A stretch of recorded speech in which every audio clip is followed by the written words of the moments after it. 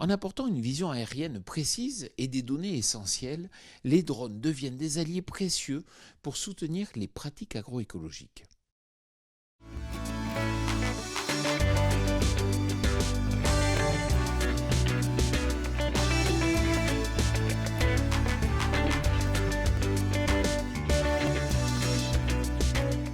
Cette semaine, je vous amène à la rencontre d'Audric Strumpler, cofondateur de l'entreprise Belver.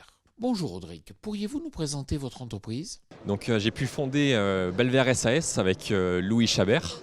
Donc chez Belver, on propose un service d'effarouchement par drone autonome, donc pour les animaux qui sont nuisibles dans les cultures. Donc on survole les parcelles avec le drone pour détecter les animaux qui rentreraient dans les parcelles. On différencie les animaux pour bien faire la différence entre les animaux qui sont utiles, qui sont auxiliaires aux cultures, et les animaux qui sont nuisibles et qui font des dégâts dans les parcelles. Et une fois qu'on a détecté les animaux nuisibles, on va descendre, on va les effaroucher pour les faire sortir de la parcelle et sinon garder les parcelles complètement libres d'accès pour tous les autres animaux qui sont utiles aux cultures. Le drone peut avoir un impact positif sur les pratiques agroécologiques, mais quels sont les freins à son déploiement ? Le drone, on en parle longtemps. Le développement technologique s'est déjà fait il y a quelques années. Mais effectivement, il y a plusieurs freins qu'on pourrait citer, comme la réglementation qui est parfois contraignante et qui fait également peur à ceux qui ont envie d'utiliser les drones. Il y a aussi le facteur du coût.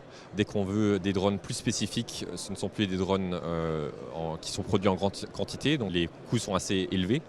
Et puis il y a effectivement aussi la spécificité des drones et le besoin qui est répondu grâce aux drones.